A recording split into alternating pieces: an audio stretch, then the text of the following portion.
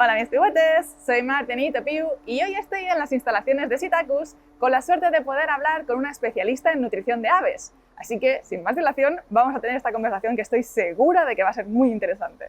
Hola Yolanda, bienvenida. Bueno, bienvenida yo a tu casa en todo caso, ahora que lo pienso. Encantada de tenerte por aquí. Es un placer, el placer es mutuo. Bueno, te hemos hecho un poco de encerrona porque tú sabías que te iba a venir con preguntas. Ya sabéis que yo preguntas tengo siempre 1000. Lo que a lo mejor no te esperabas era el entre loros. No. No nos esperábamos ni nosotros. Sin problema, con confianza, estamos en familia, o sea que vamos a charlar un ratito de nutrición. ¿Sí? Perfecto. Vamos a ello. A ver, primera pregunta. Los requerimientos nutricionales, varían según la especie. Prueba de ello es la multitud de piensos distintos que tenéis para cada uno de ellos.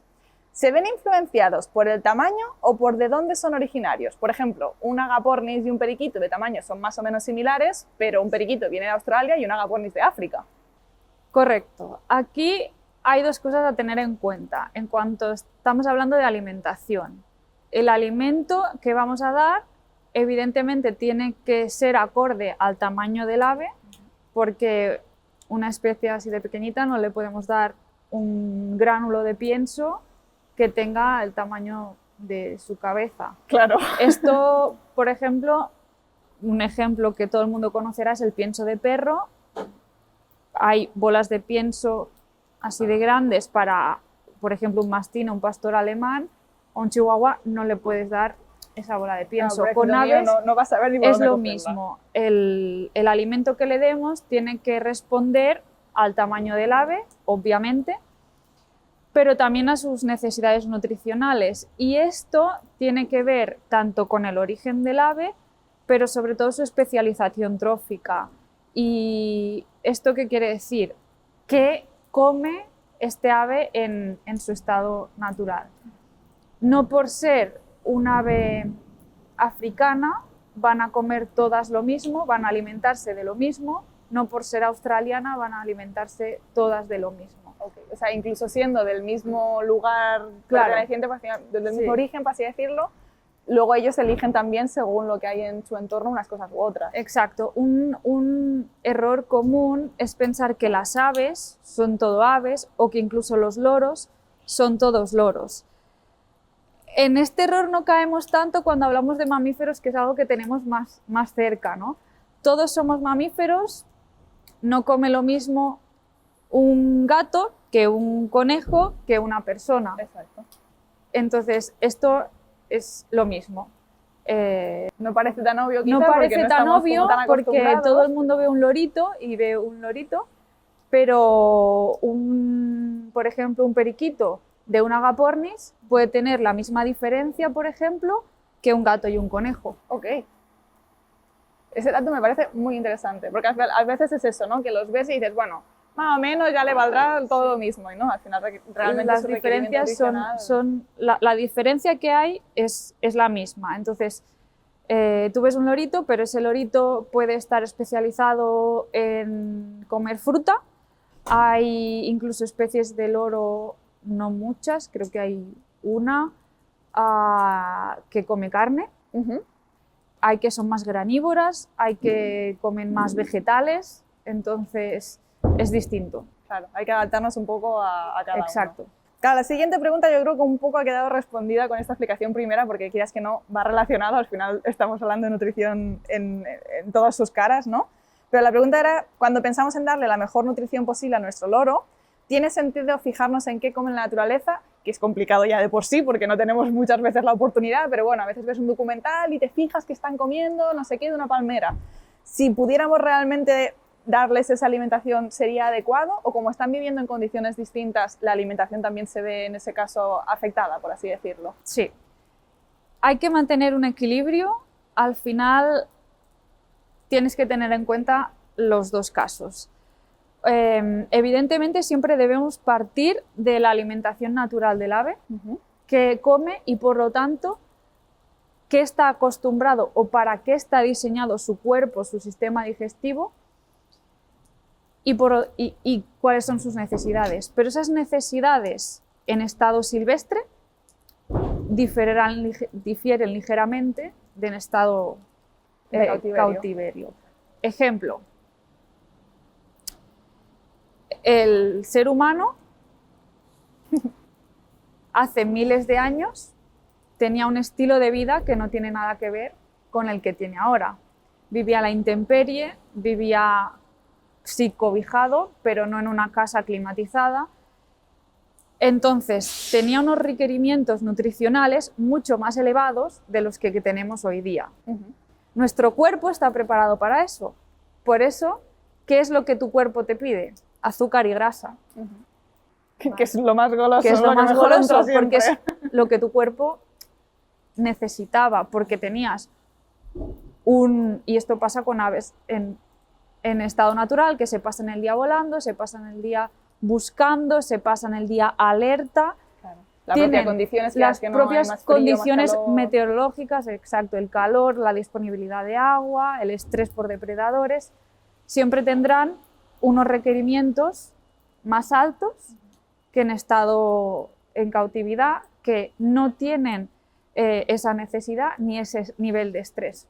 Claro, sí, o sea, realmente todo lo que dices tiene muchísimo sentido. Al final, igual que el humano se ha ido adaptando y seguimos con ese primer requerimiento, no seguimos con los mismos hábitos, con los loros pasa lo mismo. Sí, claro, que hay que prestar atención, pues lo que tú decías, si son carnívoros, carnívoros son muy pocos, pero es verdad. Hay una especie que... Lo estuve estudiando una vez porque me daba mucha curiosidad y daba hasta un poco de cosa, sí, porque lo ves ahí y es como, esto es raro.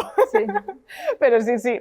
Alguno hay, frutíferos, los loris arcoíris yo creo que son los más sonados de alimentación diferente, por el néctar, por el polen. Entonces, evidentemente todo esto se tiene que tener en cuenta, pero está claro que en casa pues hay otra manera de llegar ahí porque no van a gastar lo mismo, no consumen lo mismo, la energía que queman no es igual, ¿no?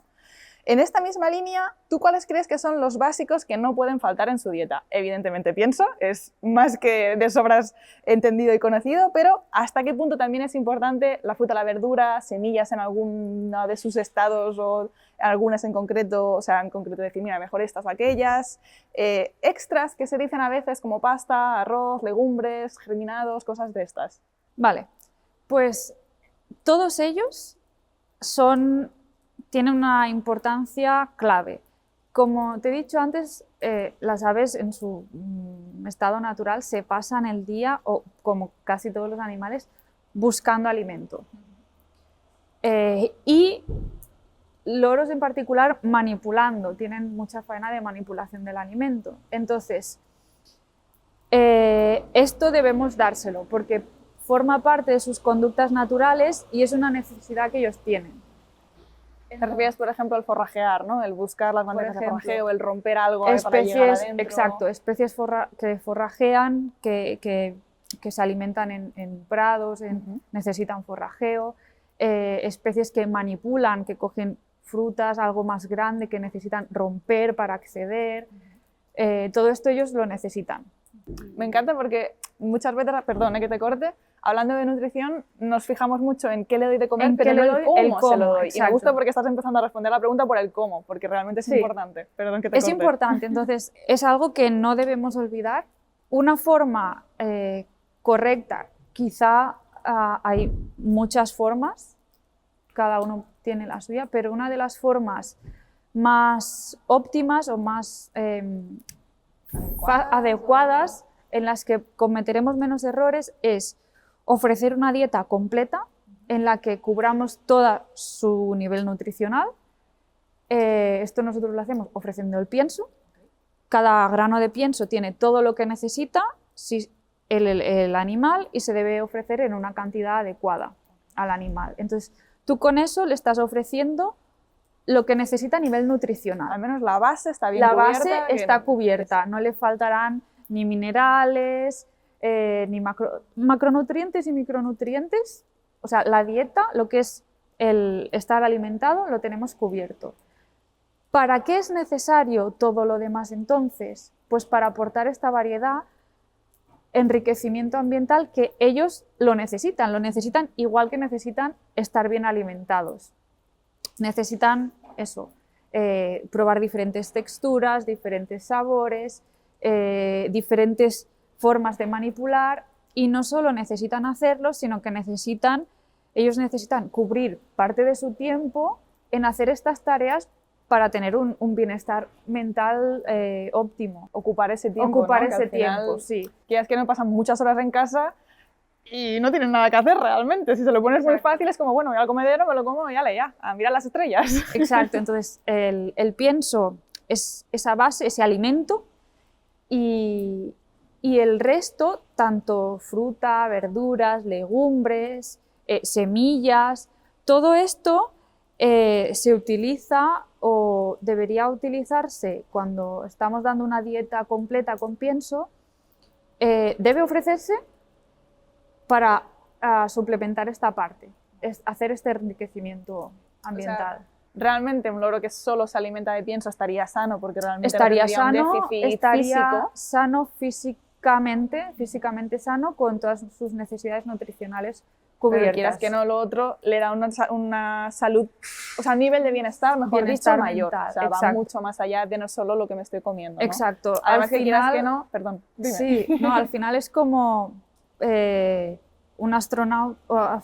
Ahora ya hay menús de astronautas, ¿no? Pero alimentarte, imagínate que a ti te dieran una pastilla, Y ya con eso comes. que con eso lo tuvieses personalizada para ti, para tu estilo de vida, y con eso tuvieses todo el día cubierto.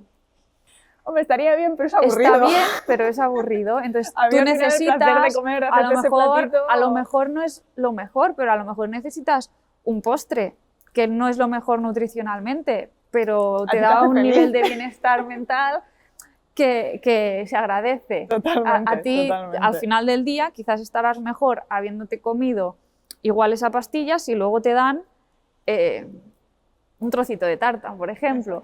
No nos alimentaremos a base de tarta, pero es necesaria. Me parece un ejemplo muy bueno porque además es verdad, o sea, ahora mismo el ser humano ya tiene la capacidad de alimentarse a base de pastillas si quisiera, o sea, ya se está haciendo, por ejemplo, con los astronautas, como tú dijeras, pero en cambio no lo hacemos, ¿por qué? Porque el placer de irse a un buen restaurante, de hacerse una comida casera rica, de el primero, el segundo, el postre, el pica pica, todo eso es que es un placer como tal, ¿no? Entonces forma también parte de la conducta alimentaria y no debemos privarlos de ellos. Al final vamos a intentar, por supuesto, darles la alimentación más posible, más requerimiento nutricional ideal, perfecto y demás, pero teniendo en cuenta que hay mucho más allá a la hora de comer, ¿no? Las frutas y verduras mismos, pues sí, seguramente las vitaminas ya están en ese pienso, pero no es lo mismo comerte una manzana que comerte una bolita de pienso, lo que tú decías, la textura, el frescor, todo eso, yo creo que es base, sí, sí. Sí, sí. Entonces, eso, ¿cómo alimentar mejor? Mi recomendación es, porque como no, hay tanta diversidad, ni siquiera hay una dieta perfecta para el ser humano, ¿no? Es lo que hablábamos antes, y ya es difícil para nosotros saber cómo debemos alimentarnos bien nosotros, como para saber cada especie, pues sí, hay un trabajo detrás y con el pienso, pues eso, tienes la capacidad de cubrir las necesidades nutricionales y luego simplemente debes aportar ese extra de enriquecimiento. Sí, sí. Sí, es que de hecho hemos estado charlando un poquito antes, entonces lo comentábamos, ¿no? El ejemplo de cuando vas a ponerte al gimnasio, me comentabas tu caso, bueno, el de tu chico en este caso, de que te pones a mirar y es como, ostras, tengo que comer esto, no, aquello, no, lo otro. O sea, ya no nos aclaramos ni con nosotros, que se supone que nos tenemos más que estudiados, que hay médicos, nutricionistas y de todas las clases de profesionales, cuando vamos a un animalito que además muchas veces no tenemos la mitad de la idea de lo que realmente come, aún se complica más, ¿no? Con lo cual, todo lo que tengamos de base ya más o menos seguro, bienvenido, pero no tener miedo tampoco de ir yendo ampliando este abanico con esas frutas y verduras, con esos extras que podemos ir añadiendo. Me parece muy bien. Perdón por el ruido, chicos, estamos medio en el interior, medio en el exterior, está lloviendo, tronando, pasando camiones, yo espero que más o menos se oiga, pero bueno, si la conversación es suficientemente interesante, todo esto es ruido de fondo que ni se aprecia, pero bueno, por si alguien estaba preocupado de, uy, ¿qué está pasando? Que hay algo, es la calle, tranquilidad. Bueno, seguimos. ¿Cómo podemos asegurarnos de que le estamos dando la mejor dieta posible a nuestro loro? Yo creo que un poco ya lo hemos hablado, pero bueno, según la especie, el contexto, si viene interior, en el exterior, no sé si hay alguna cosa que hayamos de tener más en cuenta, algún truquito práctico que podamos tener en nuestro día a día. Aquí hay muchas cosas que se pueden tener en cuenta, es como todo, cuantas más cosas se tengan en cuenta, mejor, pero al final hay que simplificar porque si no... Te vuelves loco. Una de las cosas que afecta mucho en lo que debemos o en lo que nuestro cuerpo necesita, o en este caso lo que las aves necesitan, es la época del año. Debemos adaptar la dieta a lo que llamamos el estado fisiológico del ave, y esto depende de dos factores principalmente. Si el ave es un ave que vive en un grupo, en comunidad o en pareja y tiene capacidad de reproducirse o no, porque puede entrar en celo, puede reproducirse, puede poner huevos y entonces tiene hay requerimientos, hay unos requerimientos que ahí se disparan. Se disparan, exacto. Y luego también si está en el exterior, una cosa que no nos pasa dentro de casa tanto es que no nos afecta tanto la climatología, pero si están fuera sí que hay que tener en cuenta que en verano hay unos requerimientos y en invierno otros. Esto nos pasa a nosotros también y a las aves también. Hay épocas en que necesitamos dietas más light, más suaves, menos grasa, y épocas en que necesitamos un plus. Esto les pasa a todos, a loros, a personas, a canarios, a todo tipo todos. de También, por ejemplo, si estamos en un exterior y depende de la especie, hay épocas de muda en que hay unos requerimientos. Pequeño corte porque ha sonado un trueno espantoso, pero estamos bien. Estábamos con eso, de que no es lo mismo cuando estamos en verano o en invierno el requerimiento nutricional, si estamos incluso en la cría también hay otras cosas y estábamos en esa línea, retomemos. Vale, pues eso dependerá sobre todo de esta fluctuación en la climatología y en el estado fisiológico del ave, si está en época de cría, si no está en época de cría, si está en época de muda, si no está en época de muda. Todo esto les afecta. Entiendo que dentro de casa es un poco más complicado porque, por ejemplo, la muda se reparte todo el año muchas veces, exacto. Entonces tampoco es algo que puedas hacerle mucho extra, pero sí que cuando pone huevos, ahí sí que hay... Ahí sí, y sobre todo si están en el exterior. Dentro de casa, en un ave que tienes como mascota, que no está destinada ni a criar, que no está tiene animal de compañía está de animal de compañía, que está a una temperatura más o menos estable todo el año, que es eso, que no tiene una muda muy marcada, que no pone huevos, o puede poner puntualmente un huevo, pero no es su función un vital, ave que esté poniendo. Podemos tener una dieta de mantenimiento prácticamente todo el año. Sí que está bien ofrecer eso, un pienso que puede ser el mismo todo el año, porque el ave realmente no tendrá unas necesidades muy distintas, pero sí que es recomendable poder cambiar el enriquecimiento, el tipo de enriquecimiento, la frecuencia a lo largo del año. De hecho, parte del enriquecimiento a veces pensamos que es el ofrecer, pero a veces menos es más. ¿Por ejemplo? Por ejemplo, una forma de enriquecer es hacer se llama un distress, es bajar la frecuencia y bajar cantidad. ¿Vale?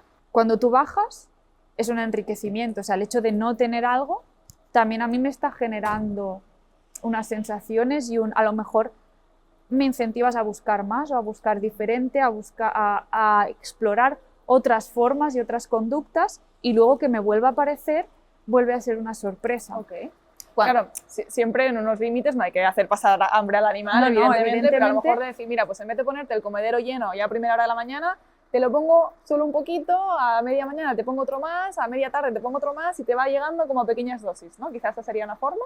O hacerlo con el enriquecimiento. Yo puedo ponerle el pienso durante todo el año y jugar con el enriquecimiento, de a lo mejor no estar tan obsesionado con ofrecerle siempre la bandeja de forrajeo. A lo mejor hoy te pongo una súper bandeja de forrajeo y mañana no tienes nada y al día siguiente tienes una más moderada, o a lo mejor un comedero interactivo, o hoy te voy a poner fruta colgada y en lugar de ponerte granos o semillas, y un día tengo semillas y un día tengo fruta y un día tengo vegetales. Esa diversidad no siempre tienen que tenerlo todo a disposición, porque en la naturaleza nunca lo tienen todo a disposición y es precisamente esto lo que más les fluctúa, ¿no? La disponibilidad de alimento y la forma en que la encuentran. Claro. Hay épocas en que tienen que tirarse mucho más tiempo y esforzarse mucho más en encontrar algo que quizás es mucho más pobre, y épocas en que salgo, hago 2 pasos y tengo toda la fruta y todo lo que quiero. Pues esto también está bien hacerlo, no solo día a día, sino a lo largo del año. Hacer épocas con menos y épocas con más. Como simular, por ejemplo, todos habréis visto un campo de cultivo en verano. Que dan penita. Que dan pena. Esto es lo que ellos realmente se encuentran. Claro, a mí al menos me choca, pero lo entiendo. O sea, es como, tiene mucho sentido lo que me estás diciendo, realmente tiene todo el sentido del mundo, pero es como, pobrecito mío, que no le falte de nada. Sí. Entonces, yo creo que va a ser complicado, al menos en mi parte, que yo diga, pues hoy no te pongo X y me va a costar. Mira, esto pasa, y pasa con todo, pasa también con los niños. Realmente esto está demostrado cuando tú generas una bajada, luego cuando ofreces, la subida es mucho mayor. El bienestar que generas es mucho más grande. No estamos hablando de tener al animal 3 meses sin enriquecimiento. Claro, no, evidentemente. Y además que te refieres al enriquecimiento, o sea, Sí, la comida la tiene que la tener, comida no la tiene que tiene pasar que hambre. tener, Es cuestión exacto. de, pues hoy te pongo estas frutas o aquellas, o más o menos, o, pero Exacto. la base del pienso siempre está y es más de los extra quizá entonces, Es los ¿no? extras. Okay. Es ese, por ejemplo, voy a poner un ejemplo que yo creo que se va a entender bastante. A nosotros el enriquecimiento nos viene con todo, ¿no? El alimento, los juguetes, y los niños, por ejemplo, están los juguetes. Tú puedes darle todo tipo de enriquecimientos distintos todos los días. ¿Qué pasará cuando lleve una semana o un mes teniendo libros, iPad, música, comida, juguetes de muñecos, de pinturas, de plastelinas? Si yo tengo todo eso durante un mes seguido, ¿me va a hacer ilusión que me des unos colores? Probablemente no. Y además muchas veces lo tienen todo y luego juegan con nada. Luego juegan con nada. A veces es mejor, hoy te doy unos colores y lo tienes, y mañana no. Okay. ¿Y mañana qué vas a tener? Mañana vas a tener, o a lo mejor varias opciones, no tiene que tener solo una, pero mañana tienes pinturas y un libro. Entonces, cuando me llegan los colores, claro, lo que me está generando a mí, lo que le genera al ave, es una novedad y es algo nuevo. Es un estímulo, mucho más potente. Okay. Lo tomaré en cuenta, la verdad que sí. Ya te digo, no deja de sorprenderme, pero porque quizá no lo estaba planteando mal, pero es verdad que en el nivel de enriquecimiento es eso. Yo creo que con los loros muchas veces también nos encontramos el problema de que, como son neofóbicos, la mayoría de cosas nuevas les dan miedo. Muchas personas les dan esos colores, les dan ese juguete, y eso no pasa nada, está bien. Exacto. Y además pueden pasar 2 cosas. O se lo ponen y ya se lo ponen para siempre y si a lo mejor ni lo rompen, pues ahí se queda estático para toda la vida. O, como les da miedo, lo quitan enseguida. Entonces ya no dan ni tiempo a que sea un estímulo realmente porque es que no le ha gustado. No, tienes que darle un poco también el margen de que se adapte, de que lo entienda, de que al final cuanto más enriquecimiento le vamos dando, mejor aceptar esos estímulos y supongo que más efectivo es esto que nos cuentas, sí, ¿no? Porque al final, si yo te pongo hoy un juguete pero a ti te da tanto miedo porque no estás acostumbrado a las cosas nuevas, que no lo vas a aprovechar, pues no te sirve. A lo mejor necesito primero hacer ese periodo de adaptación de ponértelo 2 semanas y ya luego empezamos a jugar un poco más con esa facilidad, ¿no? Sí. Súper. Sí. En la línea de lo que decíamos, por retomar un poco al principio la pregunta, ¿no? Decíamos, en invierno, en verano, cambia en la época de cría. Sí que sé que en época de cría tenéis piensos específicamente para esa época, o sea, tenéis como el pienso de mantenimiento y luego hay el pienso de cría, la propia pasta de cría y la papilla, que ya son otros temas, hablaremos otro día de eso. Pero no sé a nivel verano-invierno a qué punto o sea, entiendo que la papilla, o sea, que si viven en el interior, lo que decíamos, mismo pienso. Pero si bien en el exterior hay algún pienso, entonces decir, mira, en invierno mejor el de alta energía, por ejemplo, o el de... Si viven en interior, el pienso de hablamos de animales mascota. Sí, no pensados para criar, sino exacto, animales de compañía. El pienso de mantenimiento se puede usar todo el año. El de cría, para que en estos casos que estamos hablando, para animales jóvenes. Vale. Es como los piensos junior, que se llaman normalmente. Es un alimento más rico y durante estas etapas juveniles es el que debemos ofrecerles. Una vez el animal ya es adulto y ha crecido, debemos cambiar al de mantenimiento, porque el de cría estará dando más de lo que necesita. Está dando más y puede dar problemas normalmente de obesidad, porque estás haciendo crecer un animal que ya ha crecido, ¿no? Ya ha crecido. Ya está en su tope. Sí. Okay. Vale, esta pregunta la tengo aquí porque sé que es una de las preguntas que hace todo el mundo, o al menos a mí es la que más me llega. ¿Cuántas pipas puede comer al día un loro? Vale. ¿Cuántos trozos de pastel puedes comerte al día? Todos. Es lo mismo, sí, sí. Depende. No hay un número fijo, ni lo va a haber nunca, y si alguien te da un número, te está mintiendo. ¿De qué depende? ¿Se alimenta de pienso o se alimenta de pipas? Claro. ¿Ese animal tiene un estilo de vida activo o no? Porque no es lo mismo que yo me coma un trocito de pastel y luego haga una hora de gimnasio, que me coma un trocito de pastel y luego haga una hora de sofá. No es lo mismo. No es lo mismo. Entonces es lo mismo. No es lo mismo que le des pipas hoy a que le des pipas cada día. Claro, es complicado de responder realmente porque no hay un número. Nosotros generalmente lo que decimos es, si mantienes una dieta base a pienso completa, con su enriquecimiento alimentario apropiado, con fruta, verdura, semillas, las pipas debes usarlas como usarías una chuchería. Como un premio, lo mismo que digo yo. Es un premio. Estamos hablando de pipas en animales pequeños, estamos hablando de cacahuetes en un guacamayo, por ejemplo. Es un premio. Totalmente.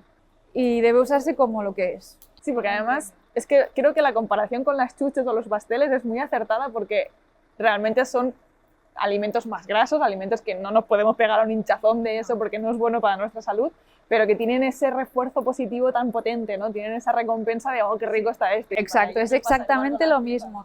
A ellos con las pipas, los frutos secos en general, les encantan, tienen una apetencia súper alta, incluso el hecho de tener que manipularlos, ¿no? Claro, hablábamos de los grandes cacahuetes, el partirlo, el abrirlo.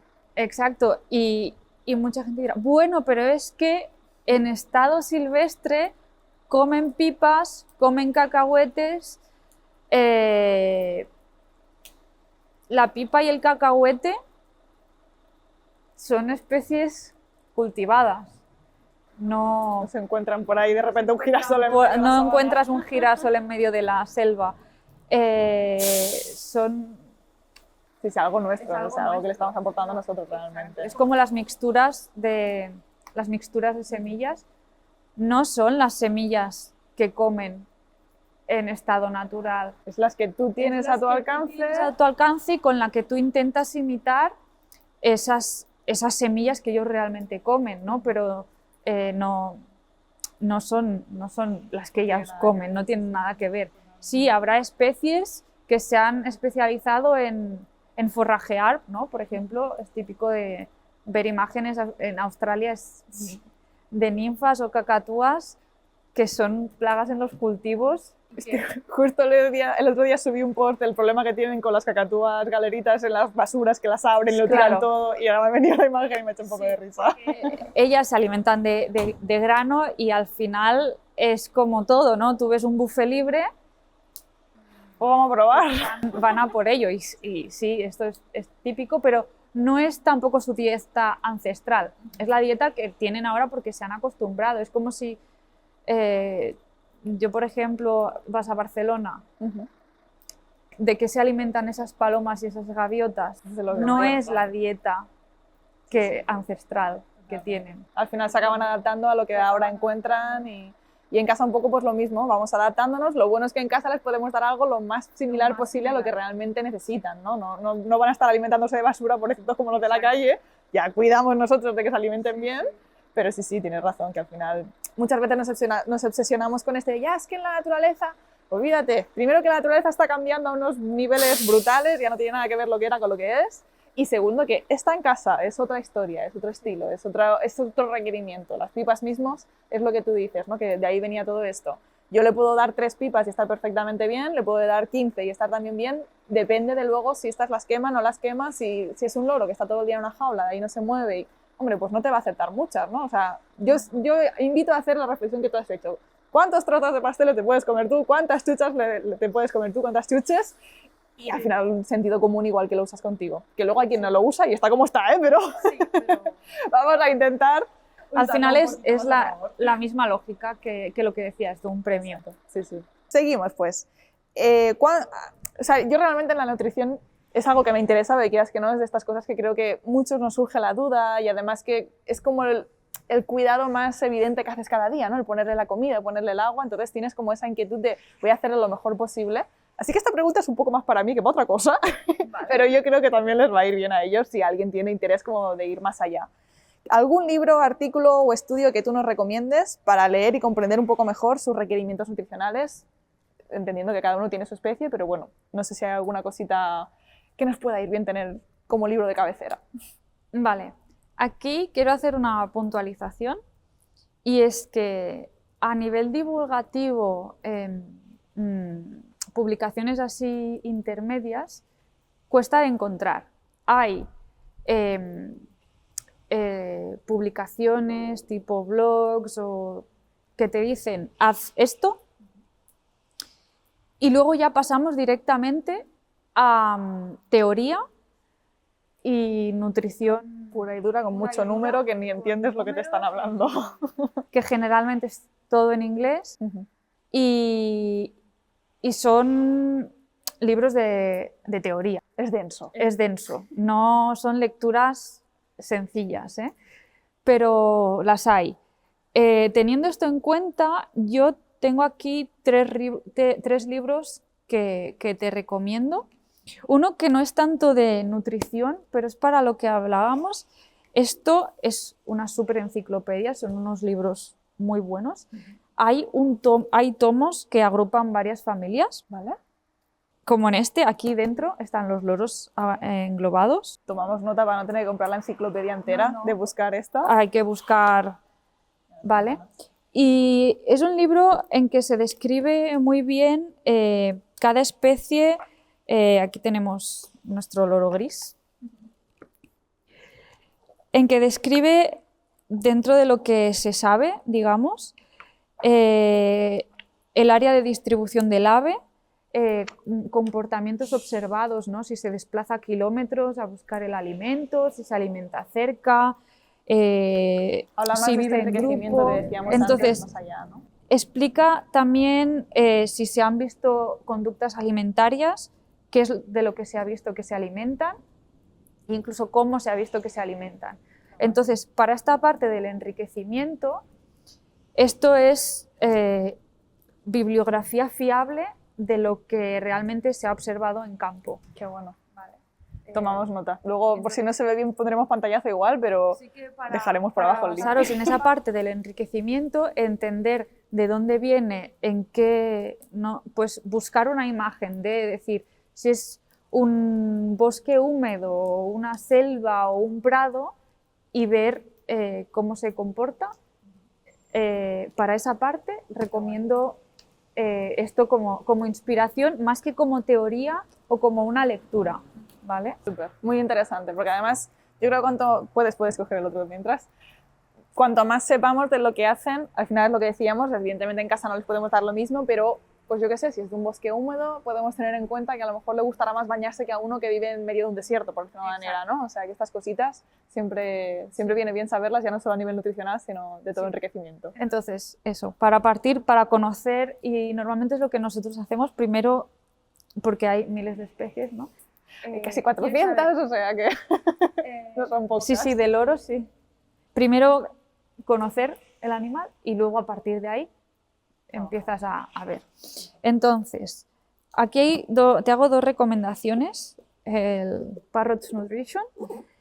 Este Es un libro, es antiguo, tiene ya sus años, pero está muy bien, no tanto a nivel de aplicación, sino a nivel de teoría, porque está muy dividido. Te explica, pues aquí hay capítulos de cómo funciona cada cosa, tanto macronutrientes como Este es quizá un poco lo que micronutrientes. decíamos antes, más densitos de digerir, además está en inglés, o sea que Sí, la los dos lectura, que te quieras voy, no, los tres son pero en bueno. inglés, pero te explica como cada componente, tanto macros como carbohidratos, azúcares, fibras, grasas, aquí por ejemplo los carbohidratos, entender qué son y qué función tienen. Y incluso a veces te pone ejemplos, como es de loros, cómo les funciona en el cuerpo, ¿vale? Cómo se digiere o qué función tiene y cómo se almacena, por ejemplo. Muy interesante, desde luego. Entonces, para hacernos una idea de todo esto, pero son, ya te digo, son cosas técnicas Que vamos a tener que leer esto con Google al lado para a ver qué significa esta palabra. Sí, pero ahí es muy interesante a nivel de eso, de conocer los conceptos y los elementos, ¿vale? Y si te tuvieras que hacer una única recomendación, Dejad a lo mejor para el final. sí, no es de loros, es de aves en general, pero es este. Comparative Avian Nutrition. También en inglés, ¿Cómo no? como casi toda la bibliografía técnica, pero aquí sí que entra más en detalle a aplicaciones, a cómo, no tanto la teoría de qué hace un elemento, sino A llevarlo más a la práctica en el día. a práctica, a más interacciones, a qué puede generar, si hay, por ejemplo, en el caso de los micronutrientes, que son elementos que se necesitan y son necesarios, pero en pequeñas cantidades. ¿Qué pasa, por ejemplo, si tengo un exceso o cómo interacciona con otro? ¿Vale? Este, por ejemplo, es el caso del sodio, la sal. ¿Sí? Sin sodio no funcionamos porque nuestras células funcionan con iones sodio, potasio, pero precisamente cuando miras el sodio tienes que mirar el potasio porque van en equilibrio. Okay. Entonces, este libro va muy bien para entender esas cosas, esas interacciones, esas qué pasa si me falta o si me paso, y Muy interesante. y no entra tanto en loros o especies en general, pero sí para hacernos una idea de cómo funciona la nutrición en aves. Este está muy bien y no solo está enfocado en aves de producción, que es en general donde hay más bibliografía. Claro, supongo que porque al final también es lo que más interesa económicamente, que las de producción estén lo mejor posible para que sigan produciendo, pero muy interesante, o sea, al final... Pero este sí es como Si nos da una visión Biblia, global, sí. luego tú ya con los otros acabas de refinar, pero lo que tú dices, ¿no? Esta compensación sodio-potasio, pues yo ni la conocía, vamos, o sea que súper interesante de tener en cuenta. Tomamos buena nota de los 3 libros, muchísimas gracias. Llegamos ya casi al final.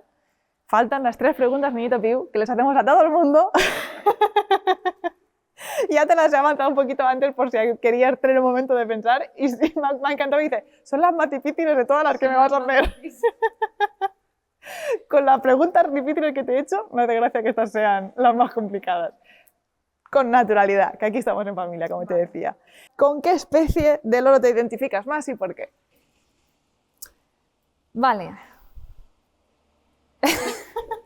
Es que es muy difícil. Yo tampoco sabría qué responder, sinceramente, pero alguna sí que sea de decir, bueno, pues tengo especial afinidad hacia aquí, o me gustan estas, o... Quizás no es el ave o el loro con el que más me identifique a nivel personal, pero sí que me gustan mucho las ninfas, porque, o sea, no tanto porque a lo mejor sea el loro más bonito o el más, más no sé, vistoso, pero fue mi primera mascota y entonces como que tengo como un cariño especial. Quizás hay otras que aparentemente o a nivel de conducta me atraen más, pero la ninfa es como, no sé, ese feeling, sí. Lo entiendo perfectamente. Lo entiendo perfectamente porque, de hecho, me hicieron una entrevista a nivel particular hace un tiempo y me hicieron esta pregunta un poco con puterío, yo creo, porque ya se habían visto mis entreloros y fue como, no. Y evidentemente los agaponis siempre ocuparán en mi corazoncito un lugar especial, precisamente por lo que tú dices, ¿no? Pero quizá no me identifico yo con un agaponis, pero al final esta pregunta es simplemente la excusa para poder hablar un poco más de loros, sacar alguna especie nueva que a lo mejor no conocemos y reafirmar las que ya nos gustan. O sea que, respuesta correcta y perfectamente bien. Vale, siguiente pregunta. Esta es la que a mí me mata y por eso la hago. Vale. ¿Qué nombre le pondrías a un lorito? Un nombre para un lorito. Yo como soy fatal con los nombres, pues me aprovecho de que me digan ideas otros. Vale. Aquí te diré Hermes. ¿Hermes? Sí. Ok. Porque llevaba plumas. Ok. No estoy muy metida. ¿Es mitología griega? Sí. ¿Sí? Vale. Sí. Hostia, me parece... Porque... Perdón, se me escapó. Es que me parece un nombre como con... muy filosófico, ¿no? Muy... Sí. Hermes. Mira, yo cuando me independicé, adoptamos dos gatas, estuvimos buscando muchos nombres y era como, yo quiero algo exacto, con peso. Entonces buscamos nombres mitológicos, okay. Porque se lo merecía. Como dioses que exacto. Son. A la primera le pusimos Freya y a la segunda le pusimos Sati, que es una diosa nórdica, y la otra es el símil, pero es hindú, en otra cultura. Entonces, pues para seguir con esta línea de mitología, pues sí, Hermes, que tiene así el casco de plumas. Y... Me gusta mucho. Muy buena respuesta también. ¿Ves cómo no eran tan difíciles? Bueno. Y ahora ya la última, y ya sí que acabamos.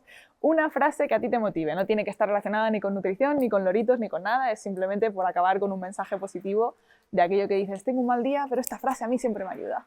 Yo tengo una frase que me quedó, y no sé si la diré bien, pero era como el mensaje. Yo me acuerdo en una clase de filosofía, teníamos una profe que era...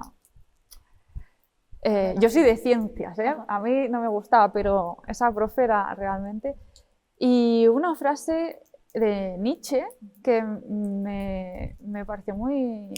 no sé, me gustó mucho, y que era como... cuanto más nos elevamos, más pequeños parecemos aquellos que no saben volar. Cuantos más nos elevamos, más parecemos pequeños aquellos que no saben volar. Es preciosa. O sea, supongo que no sabría ni por dónde empezar a analizarla en el sentido de todas las connotaciones que puede tener, y más hablando de loritos, o sea que me parece muy preciosa. No la tenía yo en el radar esa frase, ahora mismo me la apunto en mi lista. Me gusta mucho, sí, sí. Pues está muy bien. Y si buscas significado es mucho mejor. Fantástico. Queda pendiente poder buscar el significado. Muchísimas gracias por hoy atendernos. A ti por venir a visitarnos. Vamos a seguir con la visita. No sé si se subirá antes o después que el Entre Loros, pero va a haber vídeo de visitas Itacus porque este lugar es impresionante. O sea que lo dicho, muchas gracias. Ahora seguimos charlando por aquí. Un abrazo a mis pigüetes y nos vemos en la próxima.